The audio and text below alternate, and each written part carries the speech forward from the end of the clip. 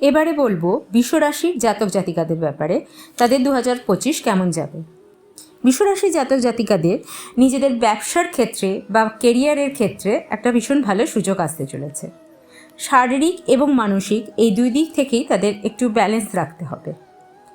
যাদের পেটের সমস্যা ভুগছেন তারা পেটের সমস্যার প্রতি একটু যত্নশীল হন, প্রচুর পরিমাণে শাকসবজি খান, জল পান করুন। অফিসের কাজের জন্য এনাদের বিদেশ যাত্রাও হতে পারে, তবে নিজের ব্যবহারকে একটু পোলাইট রাখা অত্যাধিক দরকার।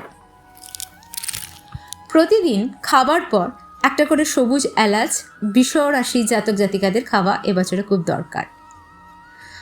তাছাড়া বিশ্বরাশির জাতক জাতিকার কি গোল আছে লাইফে বা এই বছরে, সেটা একটা পেপারে লিখে তার নিজের ঘরের পশ্চিম দিকের দেয়ালে টাঙিয়ে রাখুন।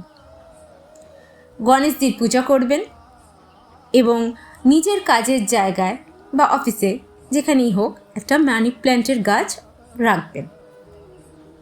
সকলে ভালো থাকবেন। রাধে রাধে।